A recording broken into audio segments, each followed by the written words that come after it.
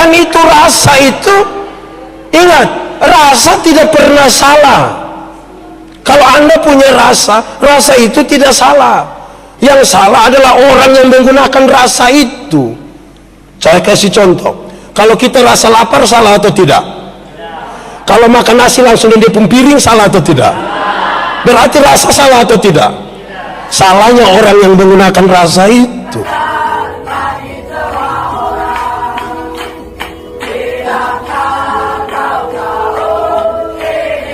Saudara hadirin dikasih dalam Tuhan Yesus, satu bagian pembacaan Alkitab sebagai renungan firman malam hari ini saya pilih dari Injil Lukas pasal 2. Injil Lukas pasal 2 ayat 41 sampai ayat yang ke-52.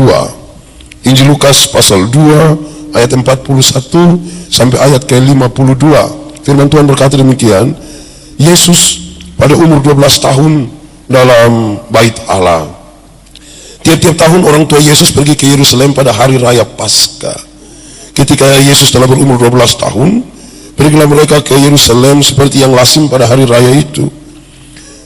Sehabis hari-hari perayaan itu, ketika mereka berjalan pulang, tinggallah Yesus di Yerusalem tanpa diketahui orang tuanya. Karena mereka menyangka bahwa ia ada di antara orang-orang seperjalanan mereka. Berjalanlah mereka sehari perjalanan jauhnya, lalu mencari dia di antara kaum keluarga dan kenalan mereka. Karena mereka tidak menemukan dia, kembalilah mereka ke Yerusalem sambil terus mencari dia. Sesudah 3 hari mereka menemukan dia di bait Allah. Ia sedang duduk di tengah-tengah alim ulama sambil mendengarkan mereka dan mengajukan pertanyaan-pertanyaan kepada mereka. Dan semua orang yang mendengar dia sangat heran akan kecerdasannya dan segala jawab yang diberikannya. Dan ketika orang tuanya melihat dia, tercenganglah mereka. Lalu kata ibunya kepadanya, "Nak, mengapa engkau berbuat demikian terhadap kami? Bapamu dan aku dengan cemas mencari engkau." Jawabnya kepada mereka, "Mengapa kamu mencari aku? Tidakkah kamu tahu bahwa aku harus berada di dalam rumah Bapakku?" Tetapi mereka tidak mengerti apa yang dikatakannya kepada mereka. Lalu ia pulang bersama-sama mereka ke Nazaret, dan ia tetap hidup dalam asuhan mereka, dan ibunya menyimpan semua perkara itu dalam hatinya. Dan Yesus makin bertambah besar dan bertambah hikmatnya dan besarnya, dan makin dikasihi oleh Allah dan manusia. Demikian firman Tuhan. Berbahagia setiap orang yang mendengar firman, memelihara dan melakukan dalam hidup setiap hari. Shalom. Sekali lagi shalom. Saya kira bahwa hari ini saya harus bersyukur bahwa baru beberapa kali saya diminta untuk bicara di hadapan anak-anak dan remaja. Biasa orang tua kalau KKR begitu. Hari ini di hadapan remaja-remaja yang sekira ini luar biasa. Apa sesungguhnya harapan kita? Harapan kita adalah remaja-remaja itu kemudian menjadi berkat bagi bangsa ini, bagi gereja Tuhan, bagi orang tua, dan masa depannya menjadi luar biasa. Kalau remaja-remaja mengenal Tuhan sekarang, dia pasti akan memenangkan banyak orang. Masa tuanya tidak akan bermasalah, karena dari kecil dia sudah dibiasakan untuk menjadi baik. Beberapa orang telepon saya, "Pak, remaja itu yang bagaimana?" Saya jadi pusing, bagaimana menjelaskan remaja. Saya cari pengertian di kamus remaja itu apa, ternyata terlalu banyak pengertian. Akhirnya saya ambil kesimpulan berdasarkan pengertian-pengertian itu. Saya rindu kita lihat pengertian ini. Coba Nando. Remaja itu apa? Supaya kita tahu kita ini remaja atau tidak. Supaya kalau kita tidak remaja, nah sudah anggap kita apa kok begitu. Atau kalau kita bukan remaja, kita lihat kita apa. Kita lihat dulu arti remaja. Remaja itu adalah waktu manusia berumur belasan tahun. Ulang. Remaja itu adalah waktu manusia berumur belasan tahun. Ini saya punya arti sendiri ya. Untuk kita lihat ini, ternyata remaja itu manusia, bukan hewan. Gitu. Remaja itu manusia, bukan setan, bukan hewan, bukan boneka, bukan batu, tapi dia manusia. Manusia yang berumur berapa? Yang berumur belasan tahun, silakan angkat tangan. Ya, terima kasih. Yang di muka 17 tahun, terima kasih. Turun tangan. Dan Andalah remaja itu. Lalu sesungguhnya karena dia manusia berusia 18 tahun, maka remaja itu tidak dapat disebut dewasa. Remaja tidak boleh disebut dewasa, dan tidak boleh juga disebut anak-anak. Kamu ini bukan dewasa, Kamu juga bukan anak-anak. Maka yang remaja mulai bikin kayak orang dewasa, berhenti sudah. Dan kalau yang tua tapi bikin kayak anak-anak, ya bertobat sudah. Kenapa? Karena remaja itu manusia berusia 12 tahun, dia bukan orang dewasa. Dan remaja juga bukan anak-anak. Tapi yang menarik adalah banyak remaja suka orang dewasa. Banyak, Pak, saya remaja tapi muka kayak orang dewasa, Pak. Oh, itu sedikit. Lebih banyak mukanya remaja, usianya remaja, perilakunya orang dewasa. Banyak begitu. Dan itu kamu bukan lagi remaja. Remaja itu ya belasan tahun, bukan dewasa. Yang menikah itu yang dewasa, bukan yang belasan tahun. Bosong kira nikah enak, susah. Yang dia punya bulan madu itu hanya 1 bulan. Masuk bulan kedua, madu sudah habis, itu tinggal bulan kosong. Masih remaja, waktu pacaran kita bisa bawa bunga, waktu Valentine sembunyi di sini, datang dia, gitu, kasih tunjuk bunga, I love you, gitu. Waktu menikah, kita tidak bawa bunga itu, bawa bunga pepaya, datang buah, baru bilang lu tunggu sudah. Ya kamu belum orang dewasa, berhenti. Dan semua tindakan, kamu masih remaja. Nanti apa yang kita akan belajar ketika kita remaja, nanti belajar dari pembacaan tadi, siapa Yesus ketika Yesus remaja. Kamu belum dewasa, jadi berhenti pacaran bikin ke orang tua-tua, itu berhenti. Bosan mau mengerti apa-apa.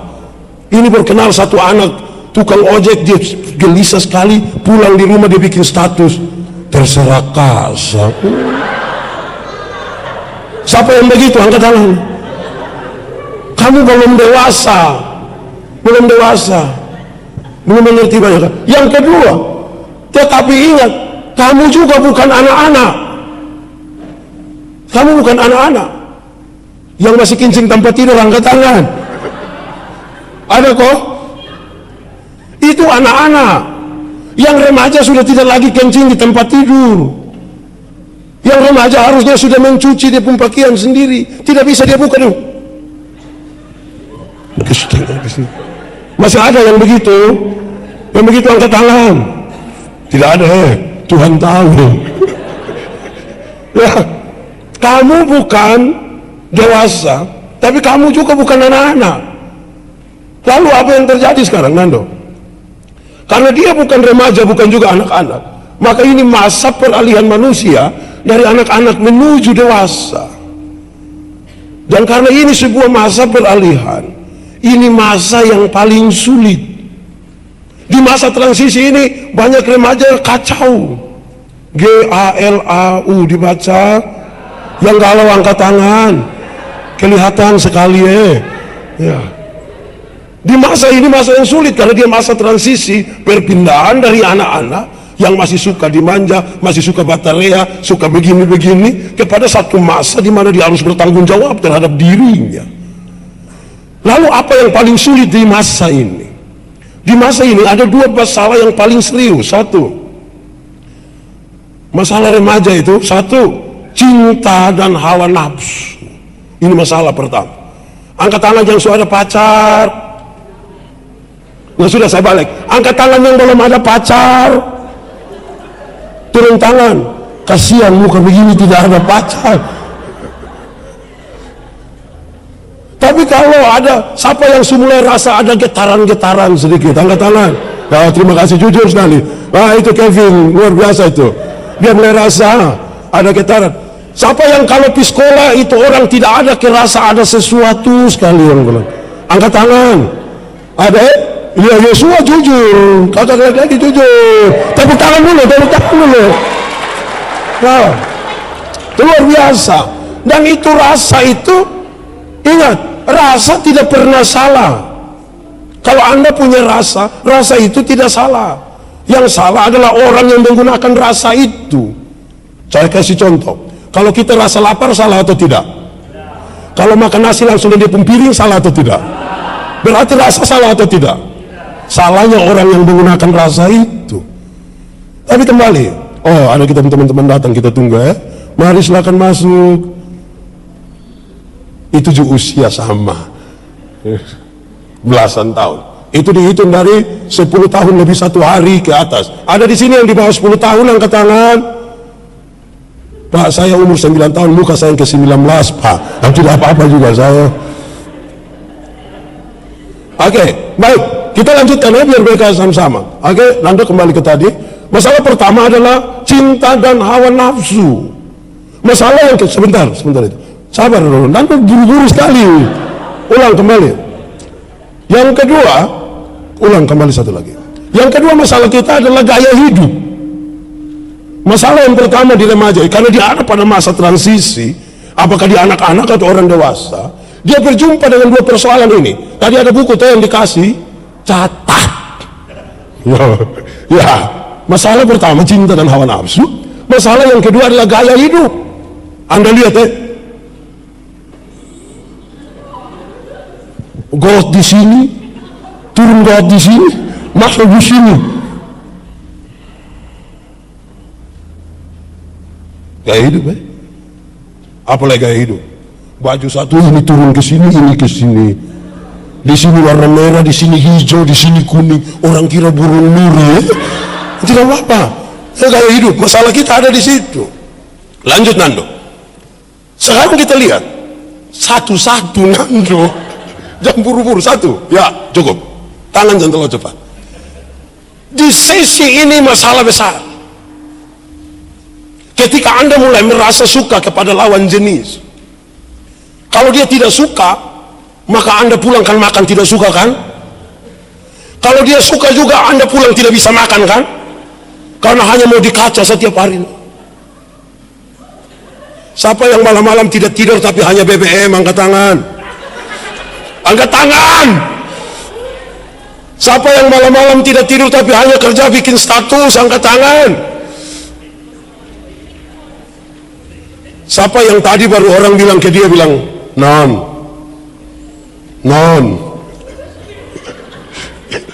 Ada yang tadi begitu kok. Ini masa sulit. Kenapa? Berurusan dengan kita mau membangun hubungan dengan orang lain, padahal secara psikologis kita tidak siap. Di rumah masih tukang menangis, bangun masih lu udah meleleh ke sini. Tapi tiba-tiba kita dirasa ada arti oleh orang lain. Dan dia bilang, satu hari kalau beta sun ketemu lu seperti sayur tidak ada garam. Sangat sulit di sini. Tapi itu Tapi banyak perempuan suka dibuat begitu. Banyak perempuan suka ditipu. Kalau datang bilang, Nona lu suka Sarini. Kita pulang, Nona pulang tuh tahu bahwa dia pemuka bukan ke Sarini, tapi dia ingin membuktikan Sarini betul. Tidak. Tapi kita suka begitu. Ada yang bilang begini, aduh nyong, lu pun gagal lah. Kayak artis apa tuh yang penyanyi Keva tuh, tahu? Gitu. Tapi kalimat-kalimat itu kan enak didengar kan? Siapa yang senang dengar kalimat itu angkat tangan.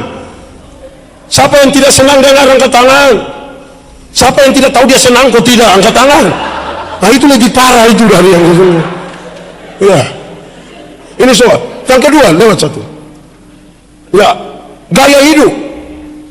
Anda sekarang ada dalam satu masa di mana kita rindu sekali untuk mengeksplorasikan diri, menyatakan diri kita.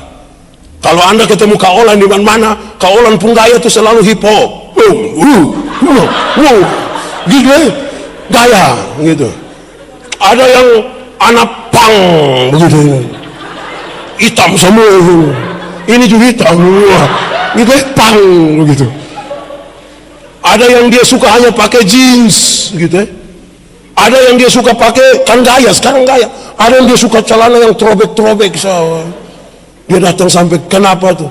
Lihat lutut semua terobek, tanya kenapa lutut terobek? Beta terlalu banyak berlutut kau berdoa Pak, makanya terlutut robek. Gaya kan? Gaya makin banyak. Saudara tahu, ada satu masalah paling besar dalam hidup sekarang adalah kita kehilangan idola. Orang tua kita tidak bisa jadi idola. Para guru tidak bisa jadi idola. Pendeta tidak bisa jadi idola. Akhirnya kita lihat siapa yang populer, kita ikut gayanya. Ronaldo kalau kita aja pulang.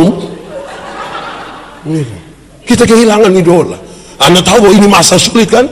Sampai-sampai banyak orang timur tidak mau jadi orang timur, dia mau jadi orang barat. Tidak bisa jadi orang Eropa, akhirnya dia jadi orang Amerasi Barat atau orang Manggarai Barat. Kenapa? Karena kita kehilangan sesuatu di masa ini. Hati-hati dengan masa ini. Yang ini akan membuat kita menunjukkan siapa kita. Ketemu satu-satu, we bro, we sis, gaya kan, gitu, asik.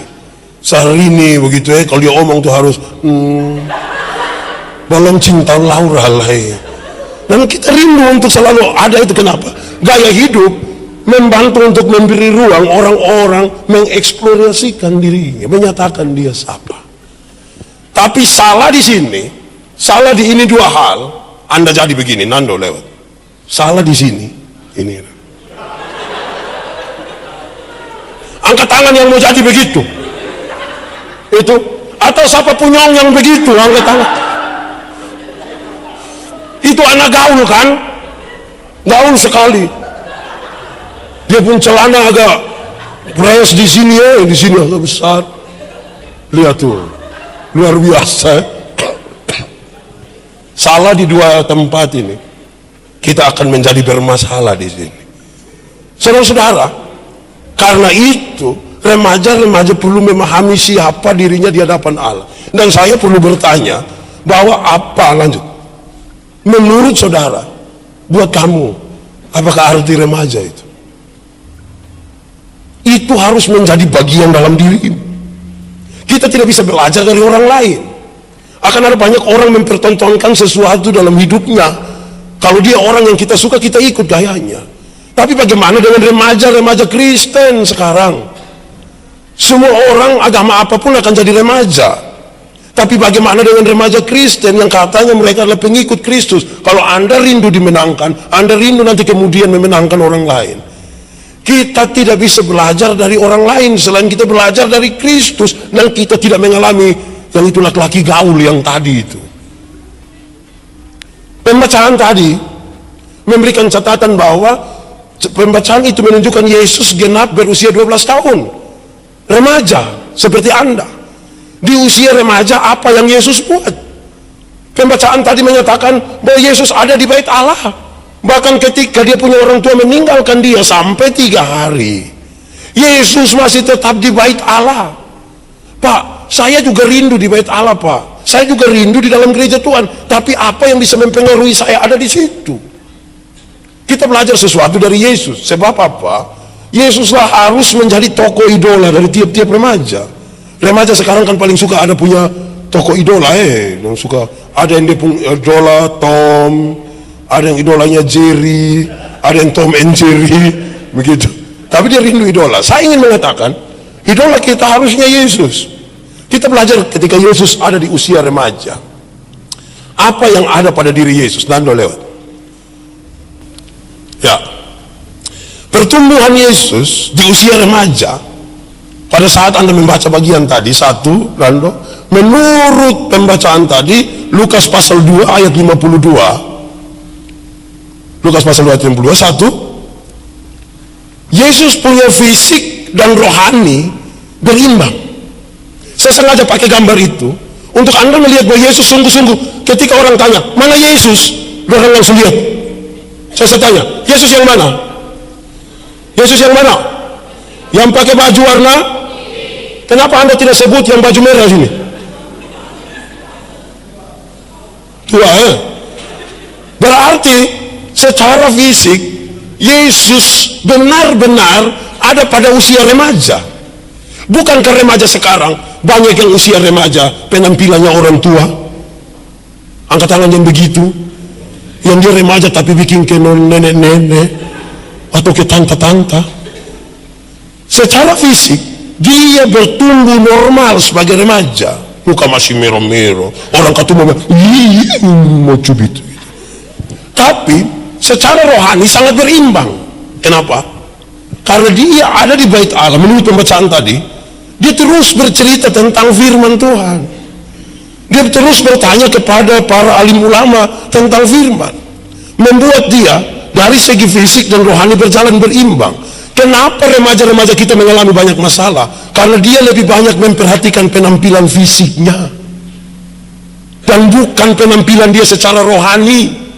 Ini masalah. Ada kenyataan di Kupang, minta maaf ini harus saya katakan, ada banyak anak SMP tidak perawan lagi.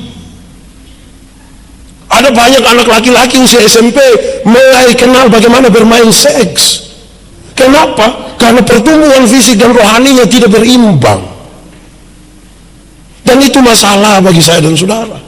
Apalagi ketika saya dan saudara ada di usia ini. Ini betapa sulitnya. Anda tahu, Kakak Rika pernah punya kasih tahu informasi ke saya, seorang perempuan usia SMP bisa simpan folder film-film porno di HP-nya 20 folder. Anda bisa bayangkan, mau dibawa kemana dia pun diri badan kalau tiap hari yang dia lihat itu gambar-gambar. Angkat tangan yang biasa begitu. Tidak ada kok. Kok tidak mau kasih tahu? Angkat tangan yang satu minggu sekali lihat. Hati-hati. Hati-hati dengan mulai lihat. So lihat, bukan lihat lagi panggil. Kadang-kadang orang mau lihat dia begini. Hati-hati. Yesus menunjukkan pertumbuhan fisik dan rohaninya berimbang. Kedua, lewat. Menurut pembacaan tadi dia berhikmat. Hikmat itu bukan kepintaran. Hikmat itu bukan kemampuan untuk Anda jadi juara, bukan. Hikmat itu bukan karena Anda bisa menyatakan talenta Anda secara baik di banyak orang, bukan.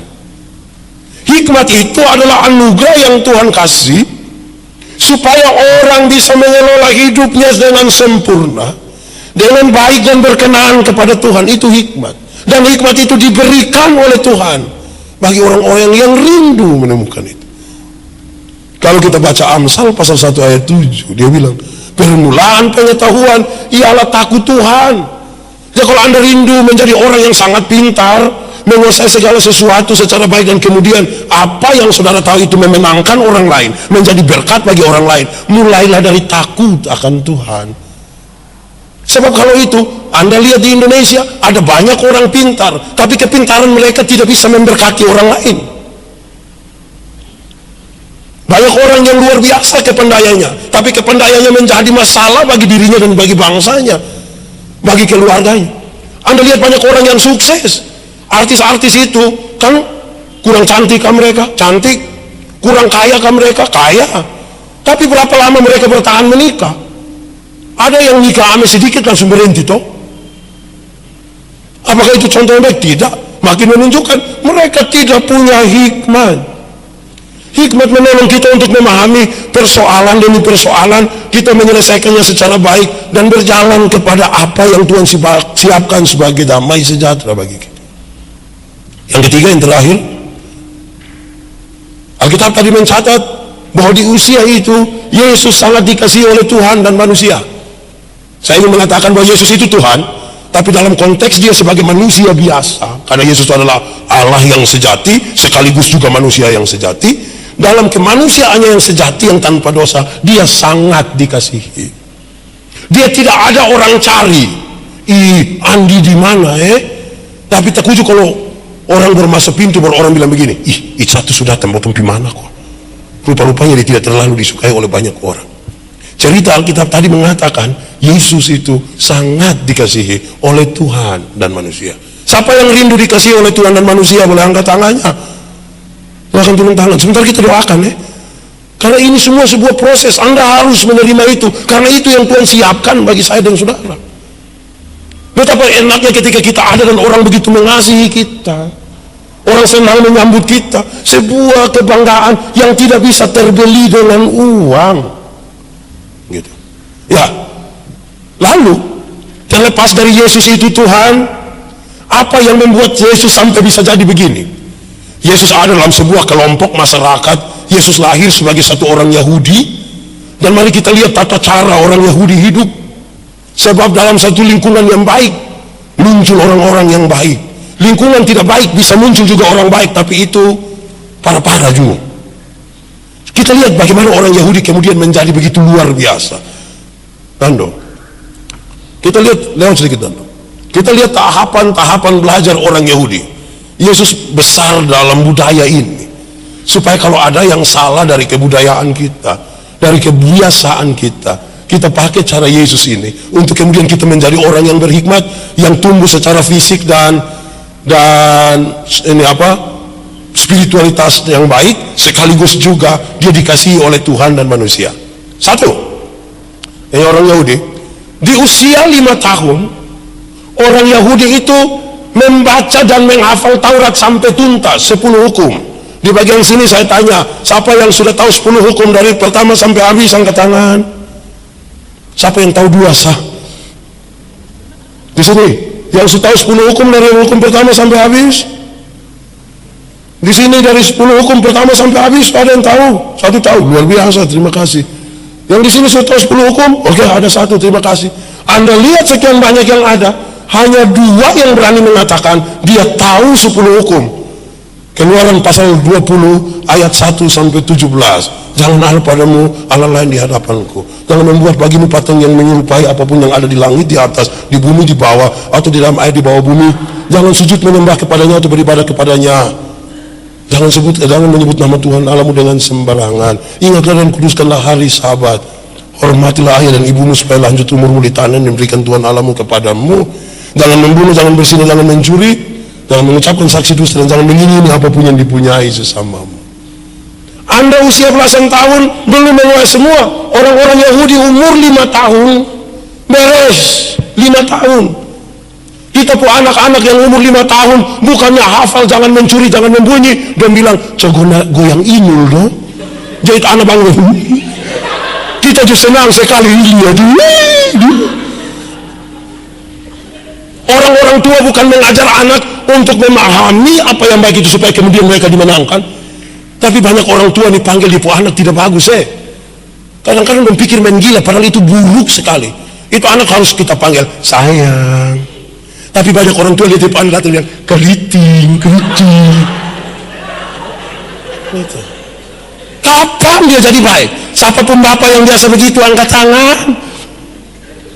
Di hati saya sebentar kita doakan Tapi itu masalah, sehingga di usia ketika kita remaja masalah besar. Karena kita tidak dipersiapkan secara baik dari dasar. Tidak baik. Itu usia 5 tahun. Orang Yahudi sudah belajar beres 10 hukum. Kita pun harus ikut sekolah minggu sampai remaja, belum juga. Kalau suruh dong hafal sama kayak suruh dong tafakebun. Sampai sini dong suruh 2 kali minggu depan dan tidak datang lagi. Yang kedua, umur 10 tahun, yang tadinya mereka sudah baca itu sedang hafal 10 hukum, di umur 10 tahun mereka sudah membahas hukum-hukum yang tidak tertulis. Yang tertulis dalam hukum Taurat itu kan 10 yang Musa bawa, tapi hukum-hukum itu kemudian dibuat menjadi banyak, menjadi 613 pasal. 613. Kalau Anda baca di kitab-kitab Taurat itu ada. Dan itu orang-orang Yahudi umur 10 tahun sudah hafal habis itu 613. Kita pun anak-anak umur 10 tahun dan tahu nafpu lagu. Dengan siapa lagi lagu? Nah itu Cowboy Junior. Cowboy Junior pun anggota satu keluar dia menangis sekali. Memang tidak kenal lu. Ya, aneh kita Tapi ini yang mau dikatakan, sampai kemudian Yesus menjadi yang luar biasa, terlepas dari dia Tuhan, terlepas. Tapi dia ada dalam kebiasaan yang luar biasa. Di umur 5 tahun, anak-anak orang Yahudi hafal 10 hukum. Di usia 10 tahun, mereka telah membahas hukum-hukum yang tidak tertulis pada 2 loh batu itu. Hari Sabat harus buat apa? Menyangkut dengan orang tua harus ke mana, menyangkut dengan penyembahan kepada berhala ke mana, di umur 10 tahun. Lanjut. Ketika umur 13 tahun, orang-orang Yahudi telah berdiskusi tentang apa yang didiskusikan oleh para guru agama tentang hukum-hukum Yahudi dan etika. Umur 13. Yang 13 tahun di sini angkat tangan. 13, oke.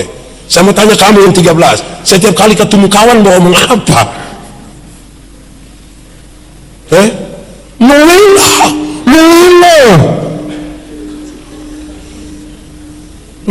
Kapan hari waktu Noela datang di Kupang, dia singgah di kantor sinode.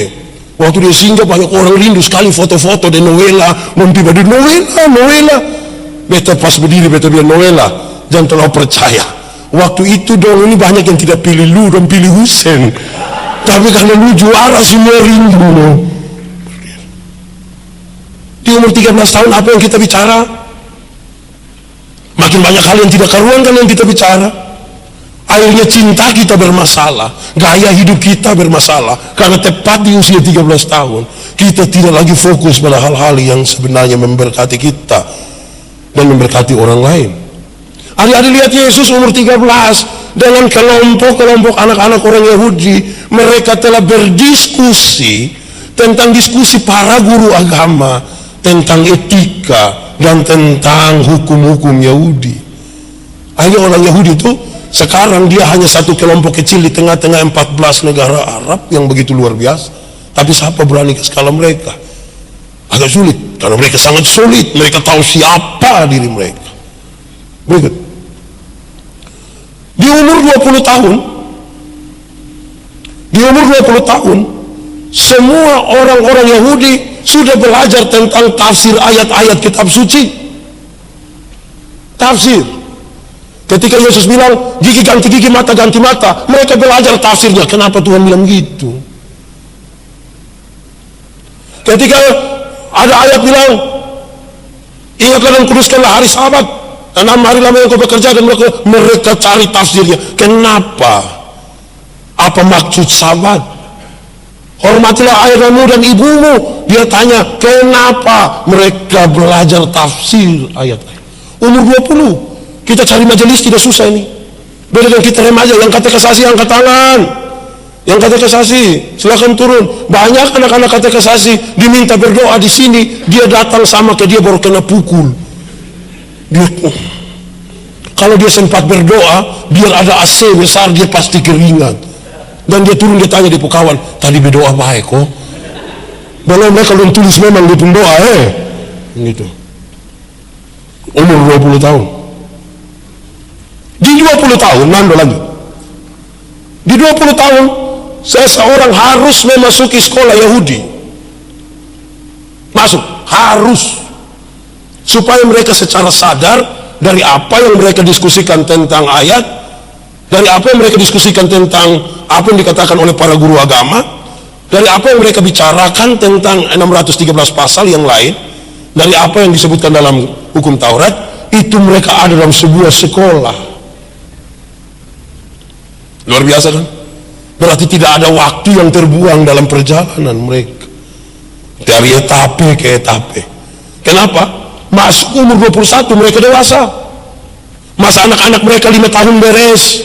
Masa remaja mereka dari 10 sampai 13 tahun beres. Memasuki tahun pertama di umur 20 tahun mereka telah belajar tafsir ayat. 21 nanti sekarang mereka harus ada di sebuah sekolah yang menolong mereka makin memahami secara benar apa yang mereka pelajari. Lanjut terakhir, Nando.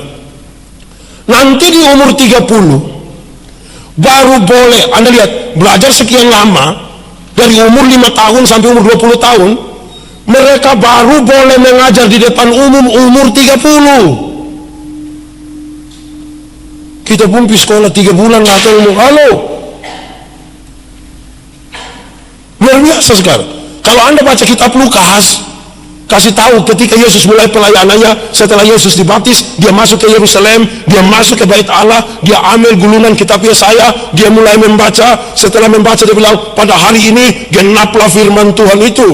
Semua orang bertanya, Pak, Yesus sekolah di mana? Sampai atau dia apa sampai dia bisa masuk dan baca kitab Yesaya di dalam Bait Allah? Ini tradisi mereka. Jadi orang-orang usia 30 tahun ketemu langsung, Ko Paul silakan, tinggal maju. Olan, Talika, Andi, Joshua. Kita punya berani panggil bilang, Andi, dia sepak. Gitu. Kenapa mereka berani? Perjalanan hidup mereka dari masa ke masa telah diatur secara baik. Itu semua kelompok. Sekarang saya mau rindu untuk mengatakan bahwa harusnya kelompok-kelompok bermain Anda. Yang punya teman akrab angkat tangan. Ya, turun tangan. Kamu pun teman akrab, bukan bawa omong apa sah. Tolong kau bawa omong yang baik. Bakalan akrab kau hanya duduk kau bilang, ih lu tahu kau sonde. Terus orang tanya, dari mana? Kasih tahu nggak ya? Kasih tahu nggak ya? Lama-lama dia helas step itu. Gitu. Ini yang membuat Yesus dan banyak orang Yahudi sangat luar biasa, karena tahun-tahun perjalanan hidup mereka adalah tahun-tahun yang luar biasa, dekat dengan firman, membuat kita dimenangkan, dan setelah kita dimenangkan orang lain dimenangkan. Saya ingin mengatakan kepada adik-adik semua, ada banyak orang remaja di antara kamu yang sementara ini dia menangis karena orang tuanya. Dia merasa dia punya papa, dia punya mama tidak baik, tidak adil. Ada anak remaja yang merasa keluarganya ada masalah, dia tidak suka tinggal di rumahnya, dia lebih suka tinggal di orang lain punya rumah, ada masalah. Tapi dia sendiri bingung menyelesaikan masalah itu. Kenapa? Dia tidak dekat dengan firman. Siapa dekat dengan firman dia dimenangkan. Dan siapa dimenangkan? Dia menangkan orang-orang yang ada di sekitar dia. Kalau Anda rindu, Anda punya Bapa dimenangkan, Anda harus dekat dengan firman. Kalau Anda rindu dulu, Anda punya mama dimenangkan, dekat dengan firman. Kalau Anda rindu keluarga Anda itu dimenangkan, dekat dengan firman. Dan Anda harus menjadi orang pertama yang dimenangkan. Dimenangkan untuk menjadi pemenang, memenangkan orang lain. Itu harus kita sebutkan sekarang. Ada banyak orang berkecukupan. Mungkin ada di antara kamu punya uang tidak diragukan, bisa bawa uang jajan 25.000 sampai 50.000 sehari, punya fasilitas, punya pakaian yang bagus, tapi hati Anda gelisah ketika melihat orang lain datang dan di papa mama, dan Anda sendiri seolah-olah tidak. Kan gelisah hati Anda. Bagaimana menuntaskan itu? Apalagi di masa Anda remaja, kegalauan begitu besar dalam hidup. Ada banyak orang yang ternyata terlalu miskin, dan setiap kali lihat orang ganti-ganti HP, kan dia merasa tidak enak. Setiap kali orang ganti celana jeans, dia mau ganti, mau hanya ada training. Bagaimana? Dia juga pikiran. Bagaimana Anda mengatasi? Anda tahu sejumlah pelacur yang berusia belasan tahun di Kupang, kenapa mereka jadi pelacur? Karena rindu ganti-ganti pakaian. Hanya untuk sebuah gaya. Hanya untuk sebuah gaya hidup. Anda harus menyatakan diri menang atas seluruh pengaruh ini. Dan dari kemenangan Anda memenangkan orang lain. Tapi kata kuncinya sederhana, belajar dekat dengan firman. Siapa yang tiap pagi bangun baca Alkitab, angkat tangan. Terima kasih ya. Kalau tidak baca, pasti hafal ya. Siapa yang bangun pagi langsung buka dia punya FB, angkat tangan. Ya. Siapa yang bangun pagi bikin status, yang status palsu lain.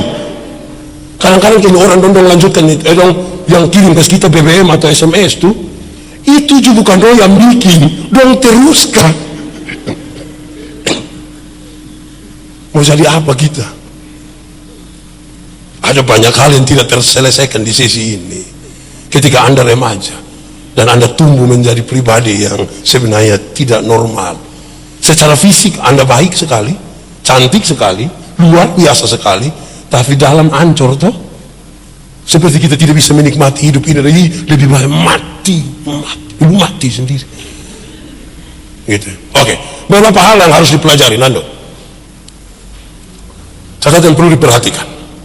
Satu, untuk apapun kita butuh persiapan dan belajar. Untuk apapun. Yang cita-cita jadi dokter angkat tangan. Dokter hewan juga baik, tidak apa. Kita butuh persiapan dan belajar. Yang mau jadi pendeta angkat tangan. Ya, ada beberapa orang. Terima kasih. Kita butuh persiapan dan belajar. Yang mau jadi pengusaha sukses, angkat tangan. Wah, satu di belakang luar biasa. Banyak yang mau jadi pengusaha, terima kasih. Sukses jangan hanya pengusaha sah.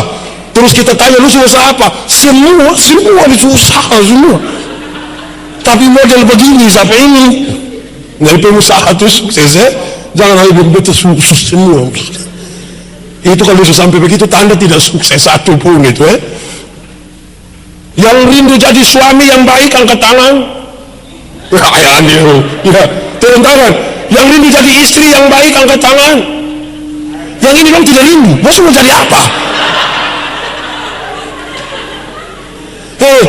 Hidup itu paling sedikit ada kerinduan, paling sedikit ada. Tanya lu pikir masa depan kau tidak? Mati sah. Hidup ini berpikirlah ke masa depan, tapi juga harus dalam persiapan dan belajar. Hanya sekedar untuk memprovokasi adik-adik semua, beta ingin mengatakan kepada kamu begini. Beta ini lahir besar di Soe, kelihatan dari muka itu Soe. Satu saat pesawat lewat Soe, pesawat itu jalan lewat Soe, tapi itu hari dia lewat. Beta kelas 1 SMP waktu itu, beta lihat ini pesawat sebagai orang normal. Setahu beta kalau pesawat terbang itu pasti di Jakarta, tidak mungkin di Sabu, pasti di Jakarta. Yang beta pikir, beta bisa di Jakarta kok tidak? Beta bisa naik pesawat kok tidak? Adik-adik tahu, setelah berpikir beberapa menit beta ambil kesimpulan, yang model beta ini tidak mungkin naik pesawat. Yang model beta ini tidak mungkin pergi ke Jakarta, tidak mungkin. 2 minggu kemudian ada seorang sahabat pindah dari Jakarta masuk satu sekolah di Soe. Saya heran, kalau bisa pindah dari Jakarta datang, ya sudah lah biar dia pindah. Waktu dia sampai, dia tanya beta, Yandi, lu mau pergi Jakarta? Iya. Iya. Lu mau naik pesawat? Iya. Dia kasih beta tiket satu, ini berangkat. Beta senang bawa ini tiket, beta cari bepung bapak, beta ke Jakarta. Beta naik pesawat. Bapak bilang, kok bisa? Iya, ini tiket. Bapak lihat beta agak lama sedikit. Terus bapak bilang begini, lu mau pergi Jakarta? Iya. Lu mau naik pesawat? Iya. Terus bapak bilang begini, lu pun tugas berdoa, belajar. Berdoa, belajar. Tidak pi. Lu pun tugas berdoa, belajar. Tidak pi. Beta marah. Harusnya bapak tahu ini kesempatan. Kans, tapi bapak tidak mau. Adik-adik tahu, beta coba ikut berdoa belajar. 16 tahun kemudian, 16 tahun, cepat atau lama? Lama atau cepat?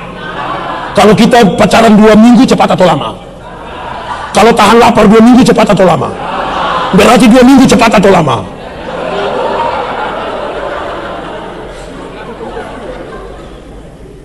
Itu berarti kalau ada cinta di situ, ada suka, ada perhatian di situ, hari-hari hidup kita rasa cepat. Tapi kalau tidak suka di situ, semua seperti terlalu lama. 16 tahun kemudian, sampai hari ini, saya naik pesawat dalam jumlah yang tidak bisa dihitung, dan saya belum pernah kasih keluar uang 1 rupiah pun untuk beli tiket. Saya memahami firman yang mengatakan, apa yang belum pernah dilihat dengan mata, belum pernah didengar dengan telinga, bahkan belum pernah terpikirkan dalam hati sekalipun, dipersiapkan Tuhan bagi orang-orang yang mengasihinya. Amin. Beri kemuliaan bagi Tuhan. Coba Anda belajar percaya kepada sesuatu di mana Tuhan bekerja. Jangan urus dulu pacaran. Siap. Pacaran. Lu di sekolah pikir, dia pun nona dua bukan lu tukang tipu. Kalau jujur tidak mungkin 2 toh. Angkat tangan yang tukang tipu. Ada. Beta dulu nih mau dia nona dong. Mau dia bangun nona. Tapi dong soalnya mau dia gitu. Aduh. Beta kurang apa gitu. Tapi terakhir Tuhan memberi kepada beta seorang istri yang luar biasa. Itu hari beta suka satu nona. Ya. Dari banyak-banyak yang beta mau, terakhir 1 Jumau. Dia juga suka beta. Kenapa? Karena beta dia pun cinta pertama. Ya, tapi sayang apa? Dia pun mama yang suka beca. Setiap kali beta telepon, kalau dia pun mama yang angkat telepon, dia pun mama akan bilang begini, marah begitu. Beta kira sudah bagus, beta janji ketemu, non. Lupa orang tua itu selalu berpikir yang baik. Tidak ada orang tua yang mau kasih susah di depan. Mau dia pun anak menikah dengan orang baik-baik. Lu kenal beta kemarin, ikut selalu pun mau. Kak pun maksud.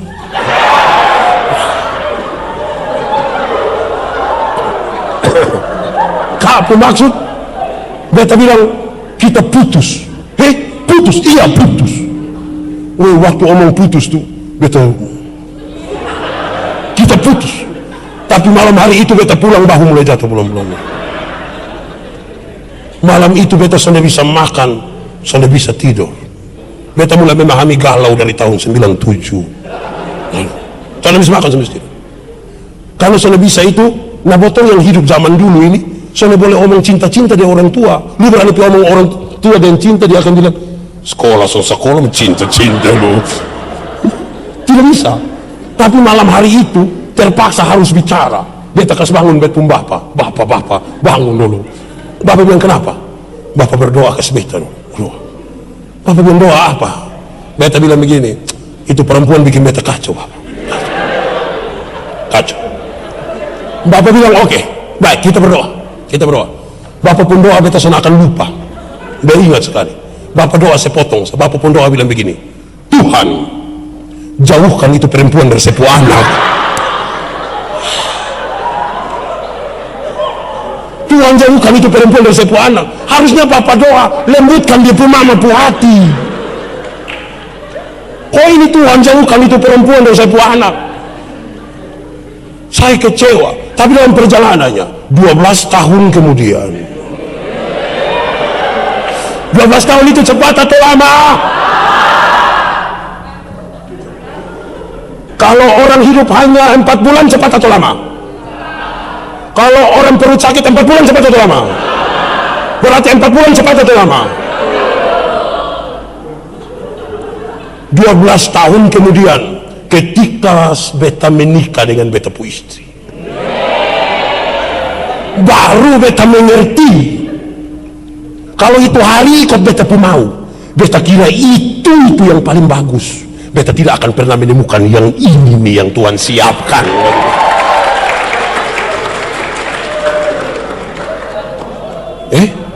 Kau butuh sebuah persiapan dan Tuhan rindu bekerja. Ini bergerak sedikit, dia bikin status kaks. Suka saya titik-titik baru di belakang tulis bread. Tidak bagus itu. Begitu penting. Lanjut Nando, kedua. Ingat kegelisahan dan perhatian orang tua. Cerita Yesus tadi menyebutkan, dia pun bapak mama gelisah sekali, bahkan cari Yesus sampai 3 hari. Ini harus orang tua belum didengar. Cari anak dengan gelisah 3 hari. Dia tidak bisa bilang persetan di ludo, tidak. Dia bilang cari. Yesus memahami kegelisahan mereka.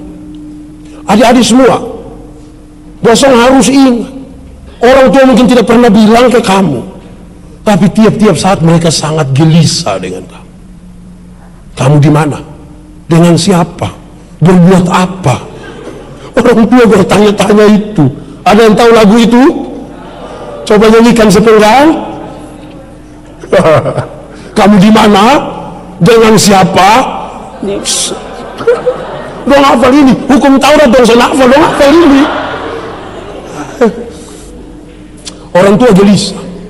Kegelisahan dia adalah merindukan kamu menjadi anak-anak yang baik.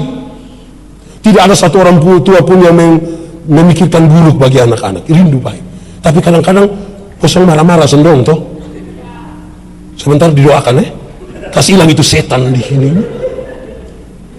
Orang tua selalu berpikir baik. Bosan belum pernah tahu ketika orang tua menangis sendiri dan berdoa khusus bagi kamu. Maka kalau kirim kamu di Surabaya, pergi sekolah. Ingat sekolah, mereka gelisah. Kasihanlah ketika mama telepon tanya, Nona, nanti pasca pulang kok. Iya beta pulang mama. Oh nanti mama jemput Mama senang sekali pergi jemput. Dia datang dan beberapa orang. Terus dia datang bilang, mama, kenapa? Itu mama pun cucu tuh. Aduh Tuhan. Cucu juga mah tunggu dulu. Kapan hari beta berkhotbah sini beta kasih tahu. Hati-hati deh ibu-ibu yang kalau orang datang langsung dia dan tipu anak, orang bilang, aduh suka kakak adik saya, kakak adik. Hati-hati. Jangan dulu senang, tidak semua hati tulus. Sebab ada kemungkinan dong Allah kita itu. Mama dia anak kalau ke kakak adik, kemungkinan besar tipu anak muka tua. Tipu mama. Atau kemungkinan besar dia pun mama nikah umur 7 tahun. Jadi dia pun anak tuh berdekat sekali Hati-hati. Banyak kali terjadi karena kegagalan kita diberikan kepercayaan. Suruh sekolah jangan urus lain barang. Sekolah. Di sekolah juga jangan terlalu jengkel orang lain. Di sekolah. Orang tanya, Nona godain kita dong, minta maaf kita mau sekolah gitu sah. Kita ini tuh orang belum goda kita sama ada pilewat baru non kenapa lewat kok bosan belum goda nah tidak bisa begitu. Bosan berhasil dulu beta biar dulu orang tolak beta kecewa terakhir besok kecewa juga. Sekarang beta mulai orang undang piman mana don telepon tanya jangan ganggu beta itu oke. Kita tahu kayak gitu. Ingat banyak pulang boleh tanya bosan bapak mama. Ketika kamu rindu sekolah tinggi, bapak mama selalu bilang begini, biar potong ikat perut juga, yang penting kamu bisa berhasil. Itu dia omong, itu dia bilang dong utang. Kes kamu pun bagaya itu dong utang. Tahu arti kata utang? Tahu na tolong laki-laki dong kirim kasih dong uang, bukan dong ingat sekolah dan tanya bakso mana, Ratu Sari, Monas atau Niki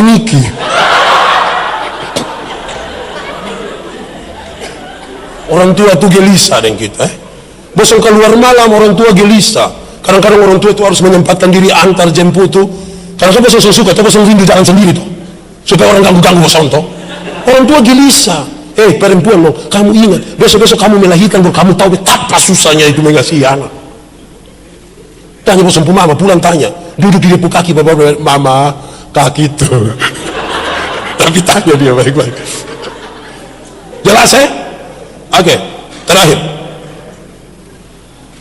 taat kepada Tuhan dan hormat kepada orang tua.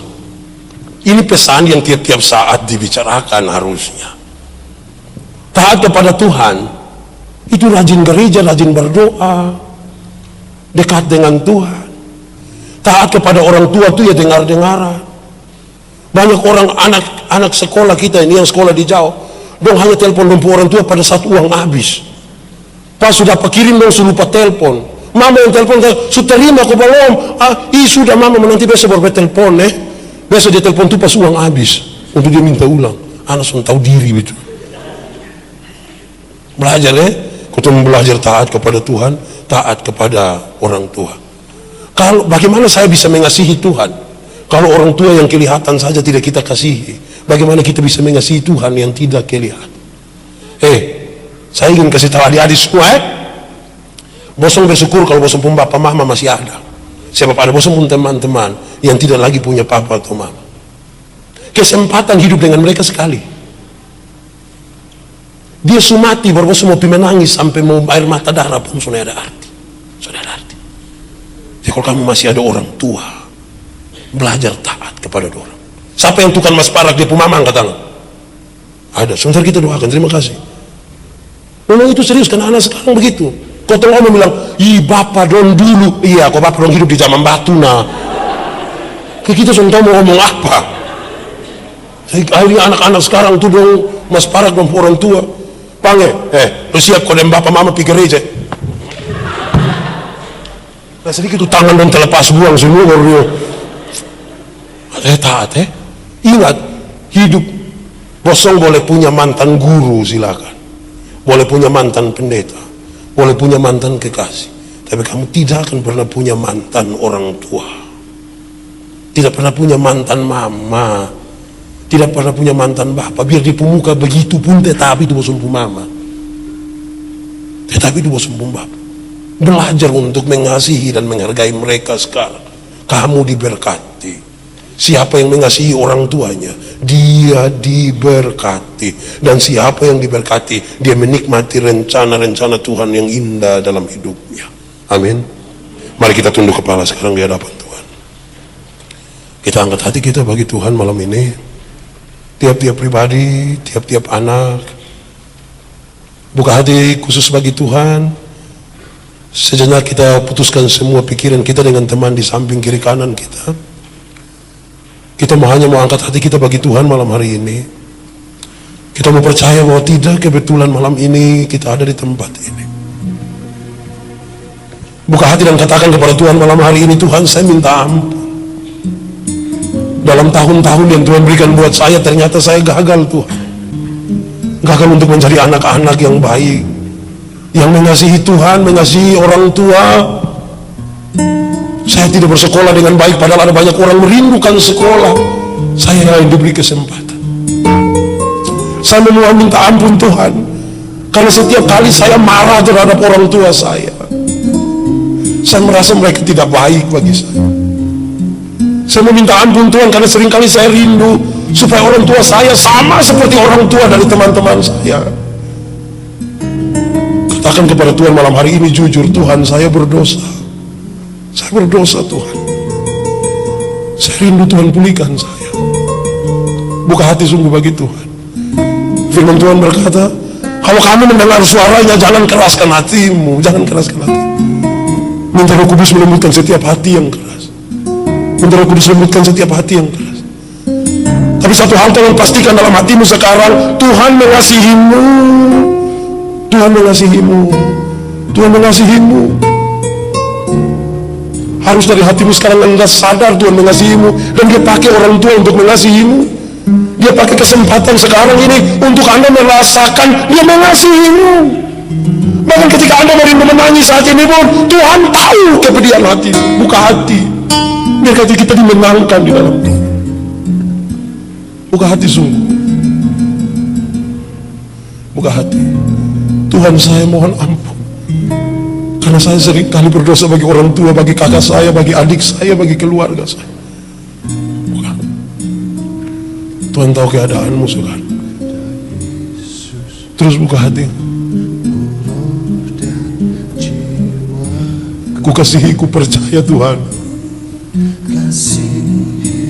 Ku percaya, ku ikuti. Sungguh-sungguh dari hatimu katakan, aku berserah Tuhan. Aku berserah Tuhan. Aku berserah kepadamu, kepadamu terus namamu, kepadamu juru selamat. Lebih lagi katakan dari hatimu, aku berserah Tuhan. Aku berserah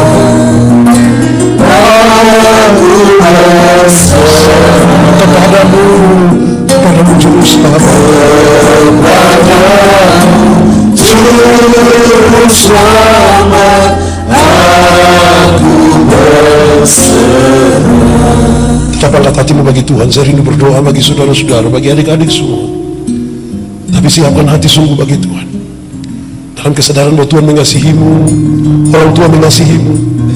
Anda mungkin tidak tahu bahwa secara diam-diam mereka berdoa bagimu. Anda tidak tahu dari mana uang yang mereka pakai untuk membiayai hidup. Anda tidak tahu betapa dia prihatin di mana Anda ada sekarang. Dia rindu Anda berhasil, sebagaimana Tuhan merindukan Anda menjadi pemenang. Orang tua merindukan Anda berhasil. Terus, tidak apa-apa, Tuhan tahu isi hati. Dan bagi setiap anak yang merindukan itu, silakan angkat tangannya di hadapan Tuhan sekarang. Angkat tangannya di hadapan Tuhan, dan saya berdoa bagi adik-adik semua. Silakan. Tidak usah peduli dengan orang di samping kiri kanan. pastikan kerinduanmu bagi Tuhan, dan saya berdoa bagimu sekarang. Bapa, dalam nama Yesus, dari tempat ketinggian Engkau melihat sampai ke kedalaman jiwa kami. Engkau tahu siapa kami itu. Kami hancur hari ini oleh karena firman-Mu bagi kami. Sekaligus kami diingatkan siapa kami di hadapan Tuhan. Kami anak-anak kecil, kami remaja yang kemungkinan gagal untuk membangun hubungan dengan orang tua kami, dengan Tuhan, dengan teman-teman kami di sekitar. Dan kami buka hati kami, Tuhan. Kami angkat tangan kami berseru kepadamu, kerjakanlah kami sejahtera bagi anak-anak ini, Tuhan, satu persatu. Biar mereka dipulihkan, biar keluarga mereka dipulihkan, orang tua mereka, bapak mereka, mama mereka dipulihkan, Tuhan, supaya kami tidak lagi menangis, karena Tuhan merindukan kami punya damai sejahtera. Tuhan yang tahu hati yang hancur hari ini. Tuhan tahu seberapa besar kami hancur karena keadaan keluarga kami. Untuk orang-orang terkasih dalam hidup kami angkat tangan kami, Tuhan. Untuk masa depan kami angkat tangan dan hati kami. Untuk cita-cita kami, citra diri kami angkat hidup kami bagi.